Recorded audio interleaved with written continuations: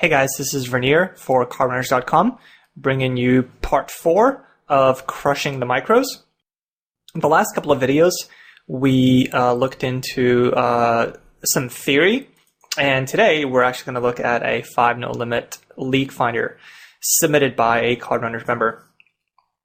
Now, I'm going to offer my general thoughts on 5 no limit based on what I saw. So I only saw about a 30-minute video, but I think the general strategy for beating 5 no limit, it's 3 steps. Number 1, play tight pre-flop. Number 2, make hands. And number 3, get paid. So what do I mean by making hands? High cards go up in value significantly. You get to make good top pairs with good kickers. It means that when somebody's got second pair, you've got top pair. When somebody has top pair, you have a better kicker. In addition, the value of suited connectors and suited aces goes down dramatically. Those are good hands for semi-bluffing, but they make weak pairs and they make weak kickers. And in a game where you're just trying to make a good pair, neither the suited connectors or the low suited aces, and that should say low suited aces. Obviously, ace queen of diamonds is a premium hand that we definitely want to pay. And step 3 is to get paid. We should continuation bet our air significantly less. We should raise donk bets less, and we should semi-bluff draws less. If we have a draw, we want to play a little bit more passively, which means sometimes calling in position and just hoping to hit. With donk bets, if we have nothing, we can maybe raise once if we have a read, but I find that when people donk bet, they usually bet call. They've got either like a top pair or a middle pair, and there's just not a lot of fold equity. And when there's not a lot of fold equity, what you want to do is you want to make hands. And with your made hands, you want to bet big. So like over pairs, we are looking to put in pot size bets with our very strong hands. And when we have a draw, we want to bet a little bit weaker. Bet smaller, put out some blocker bets and just try to hit. When you actually hit, we should bet big.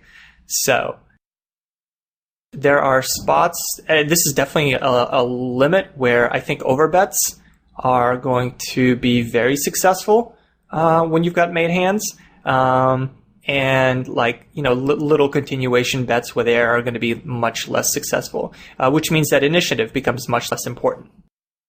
So yeah, 3 steps, play tight pre-flop, make hands, and get paid. We've got 2 hands going on. We've got this ace-king offsuit on table 1. We're going to be isolating that from the small blind, and we're going to be isolating the limper with king-8 suited from the button.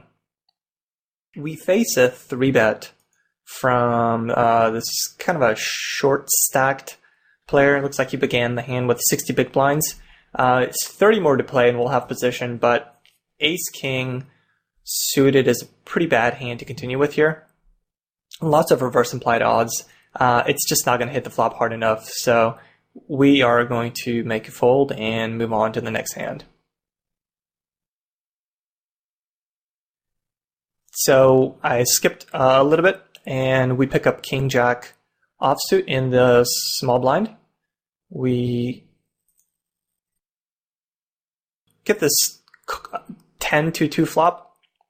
It's pretty good texture for us. It's very likely to miss him, and it gives us a lot of cards to that we can double barrel. Obviously, any jack-king is going to be good for us, but also any queen and 9 are going to, a queen's going to give us an open-ender, and a 9 is going to give us a gut shot, +2 overs.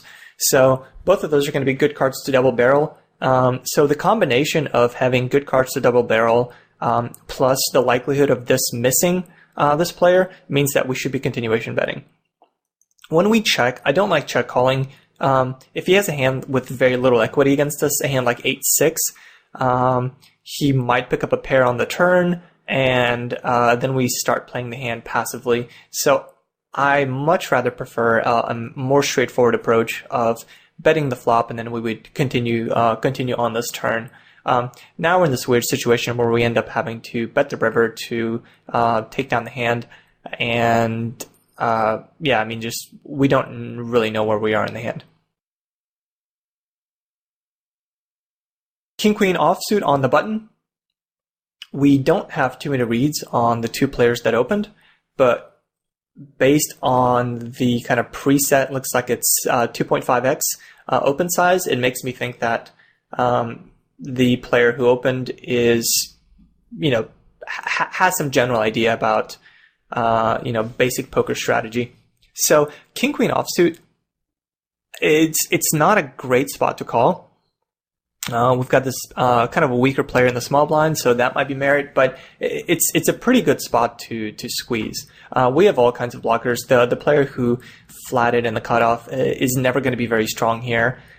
So I like squeezing here to something like maybe 40 cents and going from there. And the player in the small blind can still continue. So it's not like, we're pushing him out of the pot. I think 50 cents is too big. I don't think we should make it that much. So ace-7 suited on table 1. We raise under the gun, which is perfectly fine, and get this flop ace-queen 3. This is a spot where against an unknown, I think check calling is fine. Against a lot of irregulars that pick up on what you're doing, I think, betting this flop is good, but against a general unknown, like on this flop, it's very likely, well, we're not afraid of any overcards when we've got top pair. We've got top pair, weak kicker. We kind of have a bluff catcher, and I find that there's not that many draws on this flop. I mean, there's the flush draws, but people don't have a lot of flush draws in their range. So the only draws here are like gut shots. And while they're going to call a bet themselves, they're going to call a bet, but they might also bet if we check to them. And if they have a hand with no equity, like 9, 10, let's say 7, 8 of diamonds, if we check, they might bet that, whereas they would fold. So by checking, I find that we still get value from from the same range that we would if we were to bet, assuming they bet their gut shots and such. So yeah, I mean, long story short, I think against an unknown, I think check calling this flop is perfectly fine. If they check behind, we're going to be betting most turns. So ace-jack suited, we pick up on the button versus a early position limp, and certainly a spot where we're going to be isolating. Flop top pair with a reasonable kicker on a drivey board, and I like continuation betting. I'd probably make it bigger here on the flop. And at the same time, we've got this queen 10 suited versus a short stack middle position raise. This is just going to be a fold. We don't have enough implied odds, and our neither of our pairs is really all that good. So the player check called the flop. The 8 is a okay card for us. The only draw that gets there is 6-7.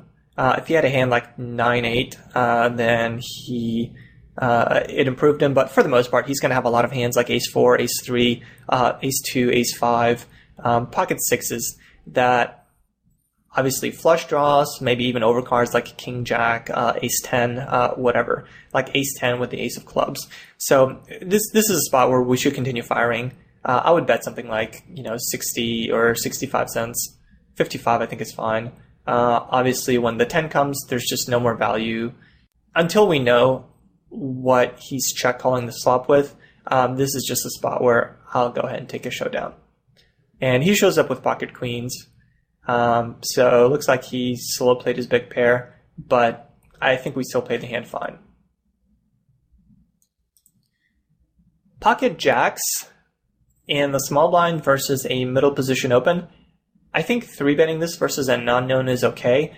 If we 3-bet it, I would do it with the intention of folding to a 4-bet. So it's one of those things where, yeah, you're 3-betting for value, but if you get 4-bet here, you're just going to be crushed. So I'm happy to 3-bet that and 4-bet if I face action. Pocket aces, obviously, we're going to be raising that, and looks like the big blind's thinking about what to do. He calls, we flop top set.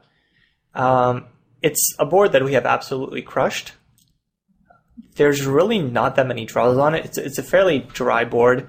Again, there's the obvious flush draw, but other than that, most people, they just don't have a flush draw very often in their range. So in terms of hands that we're going to be getting value from, we're not going to be getting value from a lot of hands on a lot of streets. So I like checking this back. He can lead a lot of turns. If he leads this turn, I'm going to be raising him with a pretty wide range. Well, actually, I'm going to be raising him not with a wide range. I'm going to be raising him with this exact hand, because he could now be leading 2 different kinds of flush draws, and now he can be leading all kinds of gutters: King 10, King Queen, Queen 10, etc. So, and if he does have a value hand, now I want to start putting some money into the pot. So I like the flop check. If he leads, I like a raise for value, and if he checks, then I like a pretty big bet. 20-25 is fine. And now we can represent a much wider range when we bet. So he ends up calling, and the river, just bet for value again. Hope to get called by worse. Hope he improved to something like a king jack or a queen jack. So yeah, in terms of, I think checking top set there. A lot of people, look at the flush draw and say, the board has draws. We should be continuation betting that to get value. But the problem is you're not going to get value from a lot of hands. And if you were to check your database in that situation, you would just end up getting folds so often. Ace queen, not ace queen, ace jack offsuit. This is another spot where I like checking it back. We have the ace of clubs, so it's unlikely that he's got the nut flush draw. We can continue getting value from worse hands on a lot of turns. Now, if I had a hand, so I would be value betting my ace jack plus here. Obviously, any kind of 2-pair I'd be value betting. And if the ace 7 was of hearts, I would be much more likely to continuation bet that. But with that specific hand, I think checking back the flop is fine. Our hand is good, but not great. Now, obviously, on the turn, we can continuation bet and get value from a much wider range. And in addition to that, on this kind of a flop, it's not like we're going to be getting 3 streets of value from worse. Queen jack suited versus a cutoff open. I think this is a fine spot to be 3-betting. I think against his whole opening range, we're doing pretty well and so we're going to be doing well against his range. It's a hand that plays pretty well post flop, but without initiative and out of position, it's going to be a losing play. Just by flatting here. So he ends up 4-betting us, and it's a fold, and that's fine. It was still the right play to be 3-betting there. From the big blind, I think calling is a little bit better, but from the small blind, there's just more dead money to be taken by 3-betting, and by doing so, we fold out the big blind from the pot.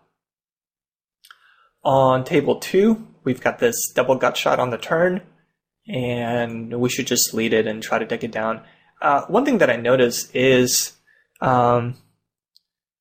Dottelade takes passive lines in a lot of situations, and I think there are some situations which merit doing so, but on this turn, when we've got a double gut shot, and essentially other than that we have 10 high, we don't need to be checking. We need to be betting. King Jack offsuit. This guy, we just 3-bet this guy earlier, but I would actually do it again. This is a very good hand to be 3-betting, especially in position. It has a lot of blockers, and I think we're just going to get a little bit more credit. I don't like flattening it. So this is a spot where I'm very often 3-betting or folding. If there's some huge fish in the blinds, then I think flatting is okay. But yeah, I mean, King Jack offsuit versus middle position open on the button, for the most part, should be a 3-bet or fold. So for example, if we were to 3-bet and he was to call, now we're much more likely to take down this flop than when we ended up calling. So most hands miss most flops, so initiative becomes that much more important. We've got only 20 hands on the guy, really no reads, so now we just have to fold it. King Jack suited, obviously, or Ace King suited. Obviously, we were going to be raising that on the button. Against 2 players, this is definitely a bet. Lots of hands to get value from. I would bet bigger. I'd bet 30 to probably at least 30 cents. Probably like 35 cents on this flop. And I'm calling if either of them raises. On the turn, continue betting quite big. Flush draws are still a big part of the range. Now, if you had a gut shot, a hand like Queen Jack, then now he's got a pair. Obviously, 10 Jack got there, but we're still going to be getting value from King Jack, King 10, Queen Jack. If you had a Queen High flush draw, then now he's got. Bottom line is there's so many hands where we're going to be getting value from. 75 cents, I like it. I like the big bet. The Jack of Spades on the river is probably the worst card in the deck for us, other than, well, the 10 of Spades would be equally bad. So the flush gets there. He now has a lot of 2 pairs and a lot of straights. Queen 10 has a straight. King 10 has a straight, King Jack has 2 pair, Queen Jack has 2 pair. Jack 10 still has a straight. I don't know why we bet that river. We have showdown value. 2 pairs is not going to fold, and a straight's not going to fold, and a flush is not going to fold. So I really don't like the river bet. I don't know if we were trying to turn our main hand into a bluff. I don't think that's necessary. And it's certainly not going to be a value bet. So he does end up showing up with one of those hands we thought he might have, with a gut shot on the flop, a combo draw on the turn, and river 2 pair. So now we open 3-4 suited, which from middle position is actually going to be a full, or this is the cutoff. I would just fold it. Especially with this loose player, these 2 loose players still left to act. It's a hand that we're not going to, it's just not going to hit enough flops to make it worthwhile. So we isolate Ace Queen on the button on table 2, which is perfectly standard. On table 1, we raise pocket 10s and face a min raise. We don't know too much about this player, but for a min raise, even with these stack sizes, I think flatting is perfectly fine. Take a flop, see what happens. On table 3, we end up flopping a pair, backdoor straight draw and a backdoor flush draw. I like betting this just to take it down. If he's got 2 overcards like a King Jack, he's going to have quite a bit of equity against us. So definitely like betting this. And I like the smaller bet size with Ace Queen on table 2 after we isolate. And once we get raised, I mean, whatever, we just fold. And over here, we end up getting raised. Pretty big raise. There's really I have no idea what he can be doing this with, but until I have a better read, I would just fold it. I don't think we have enough. Our hand is fairly weak. And yeah, we can pick up equity on a lot of different turns, but the stack sizes are not big enough for us to continue here. So betting the flop is fine. Once we get raised, I would just get out of the pot. So we skipped ahead again. We pick up Queen Jack suited in the small blind on table 2 or table 3. Definitely going to be raising that against this player. And we flop top 2. I like the big bet size, bet 25 cents. He ends up calling. It's a pretty bad turn card for us. Gives him a lot of 2-pair. But it also gives us additional equity with a flush draw. So I would continue betting here. Probably, I kind of like a smaller blocker bet. And that's a pretty bad river for us. It kind of fits our 2-pair if he had some kind of a weird ace high on the flop. So yeah, I mean there's not much we can do given the fact that he had that gut shot. So just, I don't even know if I'd make a note on him. I mean, he seems to be playing very loose and pretty passively. If he raised us at any point, I would probably just get out. If we bet smallish on that turn and he min raises, I would definitely call. We have odds to continue to try to get a flush or a full house. But as played, I think we played the hand fine. So we jumped ahead again. We pick up King Queen offsuit, and the two kind of weaker players end up calling us, both in position. It's an ace high flop. I would not be bluffing this flop. They've both shown themselves to be both kind of speculative calling stations, and the other guy ended up being a little bit aggressive. So I just check fold the flop, move on to a better hand. Just wait to make a good top pair hand against either of those guys, and then take him to value town. We pick up 10-7 offsuit in the big blind, which normally we wouldn't get involved in, but the button limps and it's free for us to play. So we end up checking that flop to check fold. On the turn, we pick up a gut shot and an overcard, and we hit our overcard on the river. I like a small value bet there, but once the villain min raises, we're just going to be in bad shape. So don't waste another 2 big blinds by calling that river bet. I like betting there, but then once you're raised, just fold it. All right, there's going to be 2 hands going on, one on table 1, one on table 2.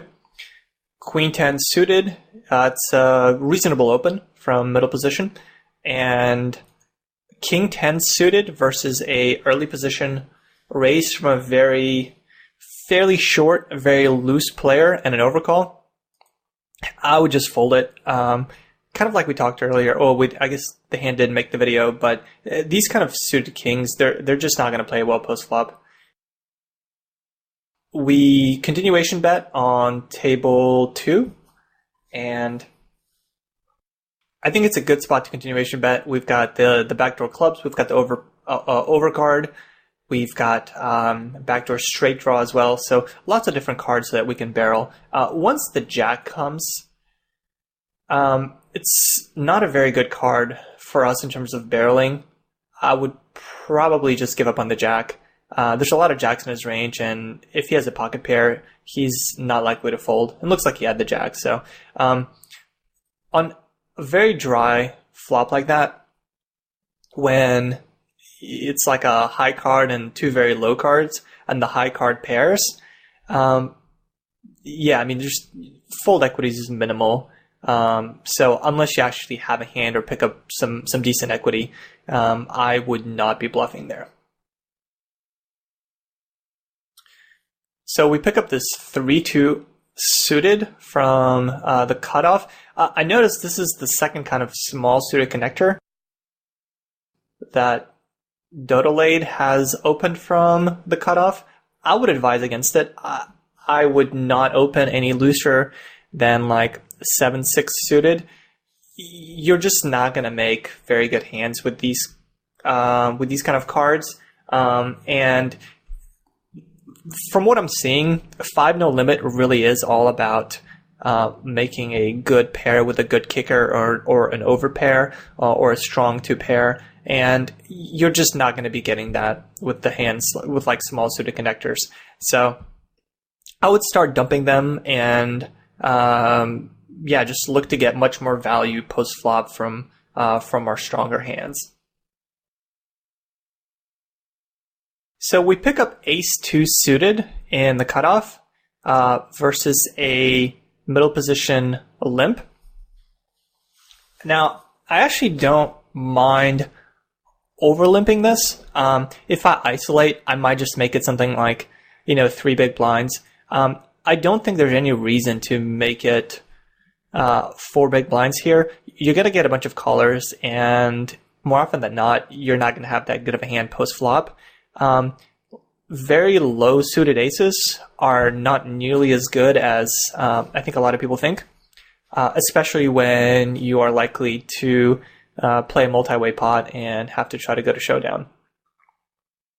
So I think overlimping here is actually not a bad idea. Try to see a flop for cheap.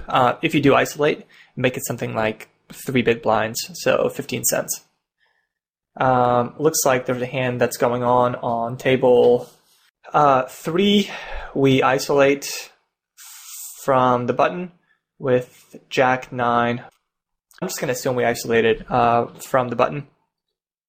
And now we end up raising this flop. The guy leads. There's a hand that we didn't show earlier, but this person donk-led a top pair type hand, and he bet called it. So given that, we do have some equity here. I am not crazy about raising, given his propensity for bet calling or his history of bet calling. So I think flatting here is fine. Obviously, there's a lot of very good turn cards for us. So yeah, I would just try to hit that. So he ends up leading again. I think calling's fine. And he keeps betting. I actually wonder if we can bluff this river. If we do, I would raise it to something like 75 cents. Not too big, but I think he's just going to have a lot of very marginal hands. So he ended up having top pair. And I actually don't know if we can push him off that or not. But yeah, I mean, he's someone that we should not be raising. We should just be trying to, well, we shouldn't be raising as a semi-bluff or even if it's a bluff. He's going to be bet calling all kinds of hands. And when we actually hit a hand against him, we should be raising quite big because it does not seem like this is someone who likes to fold. So that's it for the video. If you guys have any questions or comments, please let me know. For cardrunners.com, this has been Vernier. Good luck at the tables, guys.